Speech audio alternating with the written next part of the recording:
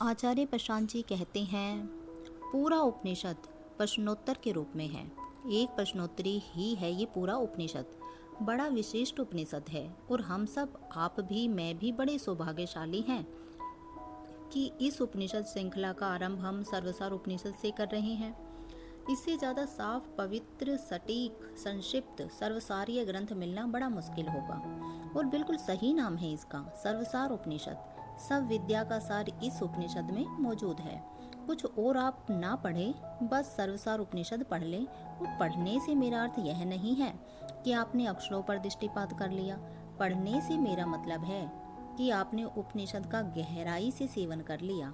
पठन, चिंतन, मनन, निधिध्यासन सब कर लिया आपने, तो आप समाधिस्थ भी हो जाएंगे। फिर तो शुरुआत ही बिल्कुल सीधे होती है।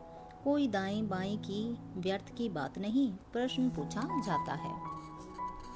बंधन क्या है, मुक्ति क्या है, विद्या और अविद्या किसको कहते हैं, जागृत, स्वप्न, सुसुप्ति और तुरीय, ये चार अवस्थाएं क्या है, अन्नमय, प्राणमय, मनोमय, विज्ञान में और आनंदमय कोशों का परिचय क्या है, कर्ता, जीव, पंचवर्ग, क्षेत्रज्ञ, साक्षी, कुटस्थ और अंतर्यामी क्या है, प्रत्यज्ञ आत्मा क्या है, परमात्मा क्या है और ये माया क्या है। तो इतने प्रश्न आरंभिक श्लोक में ही पूछ लिए गए हैं।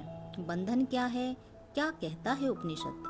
उपनिषद कहता है, आत्मा ही ईश्वर और जीव स्वरूप है। वही अनात्मा शरीर में अहम भाव जागृत कर लेता है।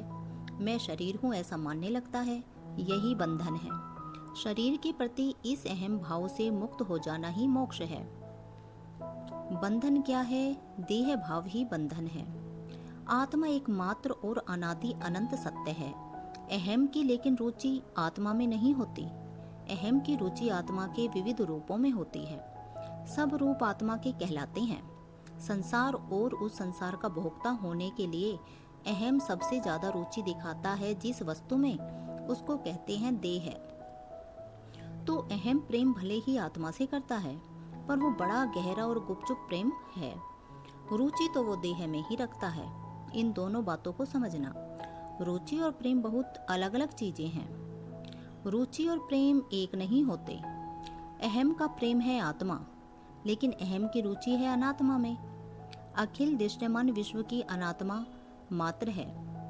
इस विश्व में दैवात्मक प्रक्रिया से अहम किसके साथ तादात्म्य स्थापित करता है? देह के साथ। अहम को चाहिए तो यह पूरा विश्व ही, पर इस विश्व में वो दैवात्मक खेल खेलता है।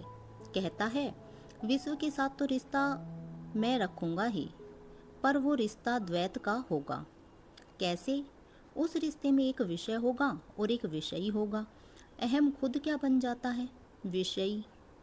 अहम देह धारण कर लेता है और संसार से वो रिश्ता रखता है, संसार को विषय बना करके। तो रिश्ता उसने दोनों से रख लिया। किन से?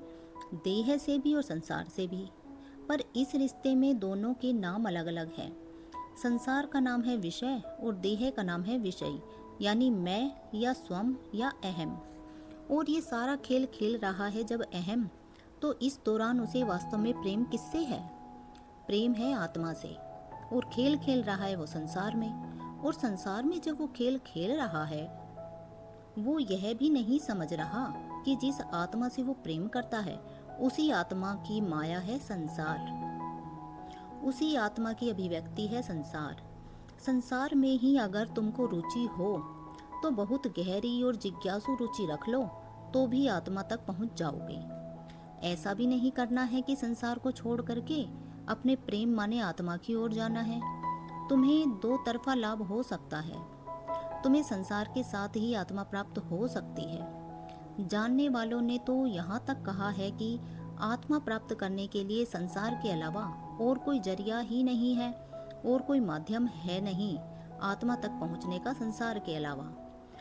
और माध्यम है कौन सा? अहम जहाँ रह रहा है उसको क्या कहते हैं? संसार।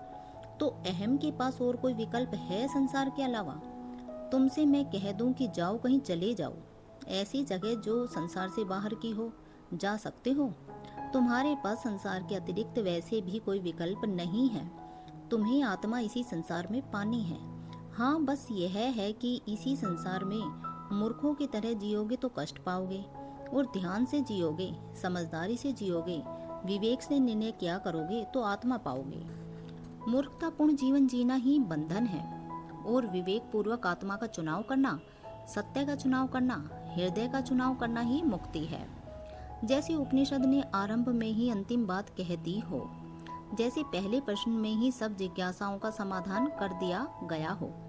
बंधन क्या है, मुक्ति क्या है? देह से आसक्त रहना, देह से तादात्म्य में बैठाना और संपूर्ण जगत का भोक्ता बनना, यही बंधन है। और देह के और संसार के खेल को पूरी तरह पहचानना, इस खेल को खेल ही जानना, और इस खेल में फल की किसी भी लिप्सा से मुक्त रहना, यही मोक्ष है। इसके अलावा ना कोई बंधन है और ना कोई मुक्ति।